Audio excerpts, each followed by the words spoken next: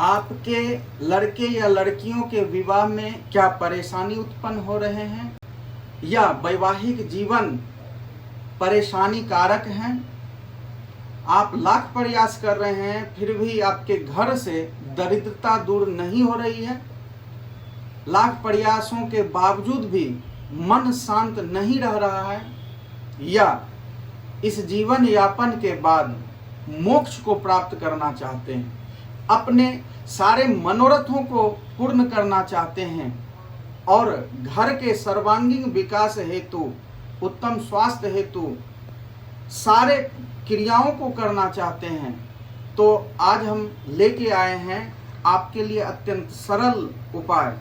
भगवान महादेव के वरदान से उत्पन्न शिवलिंग, जी हाँ, नर्मदा नदी के तटों पर निर्मित ये लिंग नर्मदेश्वर शिवलिंग के नाम से जाने जाते हैं, जो घर में आप स्थापित कर सकते हैं, मंदिरों में स्थापित कर सकते हैं। और सबसे बड़ी बात यह है कि इस लिंग को सिद्ध करने की आवश्यकता नहीं होती।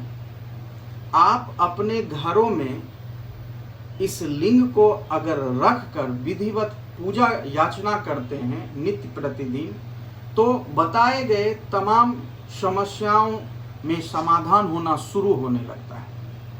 और इस लिंग को आप प्रतिष्ठित किए बिना घर में रख सकते हैं, यह स्वयं सिद्ध होते हैं। स्वयं सिद्ध होते हैं तो ऐसा मतलब क्या, मतलब कि नर्मदा नदी जो है, क्या उसकी कोई कथा है, कहानी है, कुछ है उसका जो मतलब कहीं पे दिखता है, लिखा हुआ है? देखिए, नर्मदा माता, नर्मदा गंगा के स्वरूप, उनकी महात्म तुल्य अपने आप को चाहती थी निर्माण करना। तो भगवान शिव की इन्होंने उपासना की और भगवान शिव अत्यंत प्रसन्न होकर वर दिया कि तुम्हारे तटों पर मेरे वरदान से जो भी शिलाएं हैं वो सारे शिवलिंग स्वरूप हो जाएं, और माता नर्मदा के द्वारा निर्मित जो लिंग था उस लिंग में भगवान शिव विलीन हो गए, उसमें समाहित हो गए, अंतर्ध्यान हो गए। और उस दिन से ये प्रचलन बन चुका है कि नर्मदा नदी के तटों पर जो भी शिलाखंड हैं उनका स्वरूप शिवलिंग की भांति हो जाता है। और ऐसी कथाओं का वर्णन आपको स्कंद पुराण में भी दिया गया है। यहाँ पे है ये स्कंद पुराण, इसमें चर्चा है आपको पृष्ठ संख्या 899 में। और यहाँ पर ये आप देख सकते हैं नर्मदेश्वर तथा सतीश्वर लिंग का महात्म। तो यहाँ पे भगवान शिव ने स्वयं कहा है कि तुम्हारे तट पर जितने भी प्रस्तर खंड हैं वे सब मेरे वर से शिवलिंग स्वरूप हो जाएंगे। गंगा में स्नान करने पर शीघ्र पाप का नाश होता है। यमुना 7 दिनों के स्नान से और सरस्वती 3 दिनों के स्नान से सब पापों का नाश करती है। परंतु तुम दर्शन मात्र से संपूर्ण पापों का निवारण करने वाली होगी। तुमने जो यहाँ नर्मदेश्वर नामक शिवलिंग की स्थापना की है वह लिंग परम पुण्यमय तथा शाश्वत मोक्ष देने वाला होगा। तो इसकी चर्चा है। या फिर ये और एक जो ब्लैक वाला शिवलिंग होता है, और इसमें क्या कुछ अंतर होता है? देखिए, घर में बहुत लोग असमंजस में रहते हैं कि घर में शिवलिंग रखें या नहीं रखें, लेकिन घर में भी आप शिवलिंग रख सकते हैं।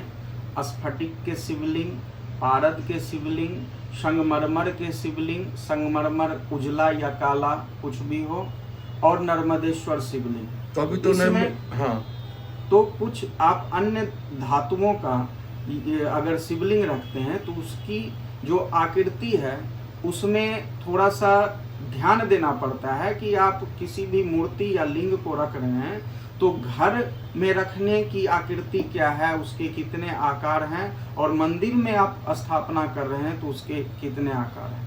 तो नर्मदेश्वर शिवलिंग के अलावे आप घर में किसी भी शिवलिंग को रखते हैं तो आपका जो अंगूठा का पर्व है, तो लिंग और अर्घ, तो हम लिंग की केवल बात कर रहे हैं, तो आपके अंगूठे के पर्व के आकार का या 9 इंची से कम, मतलब न्यूनतम आकार जो है वो है अंगूठे के पर्व का, और अधिकतम आकार है 9 इंच। तो इतने आकार के शिवलिंग को आप घर में स्थापित कर सकते हैं। अन्य धातुओं के शिवलिंग को आप अगर स्थापित करते हैं तो उनमें विधिवत प्रतिष्ठित किया जाता है, सिद्धिकरण किया जाता है, लेकिन नर्मदेश्वर शिवलिंग स्वतः सिद्ध होते हैं। इसे सिद्ध करने की कोई आवश्यकता नहीं होती है। आप इसे केवल शुभ मुहूर्त में शिववास को देखकर स्थापित करते हैं घर में, और नित्य प्रतिदिन सामान्य सा पूजन अर्चना भी करते हैं, तो आपको तमाम क्षेत्रों में या आपके जो भी मनोरथ है, मनोकामना है, उसकी पूर्ति होती है। क्या वाकई में लड़के लड़कियों की शादियों में जो बाधाएं आ रही है, या फिर दरिद्रता घेरे हुए है, या फिर मनोकामनाएं सिद्ध नहीं हो रही है, या फिर लोग मोक्ष की कामना करते हैं, क्या वाकई में नर्मदेश्वर शिवलिंग की पूजा करने से ये सब पा लेते हैं? हाँ, अगर आप पूर्ण आस्था विश्वास के साथ अगर शिव उपासना करते हैं नर्मदेश्वर शिवलिंग का, तो शनह शनह आपके मनोरथ अवश्य ही सिद्ध होंगे। बस विश्वास अटल होनी चाहिए। वाह, विश्वास अटल होनी चाहिए। बहुत अच्छी बात आपने कही बाबा। आपने नर्मदेश्वर शिवलिंग के बारे में बताया और साइज भी आपने बता दिया, और बहुत अच्छी जानकारी दी। आपने हमें समय दिया, उसके लिए आपका आभार, धन्यवाद। हर हर महादेव। उम्मीद है आपको ये वीडियो अच्छा लगा होगा। अच्छा लगा हो तो लाइक कीजिए, शेयर कीजिए, सब्सक्राइब कीजिए हमारे चैनल को। हम फिर मिलेंगे किसी और नए अपडेट के साथ। इनसे का नमस्कार। जय भारत, जय बिहार, जय हिंद। आप सभी सदा मुस्कुराते रहें, अपने कर्तव्य पथ पर चलते रहें, आगे बढ़ते रहें।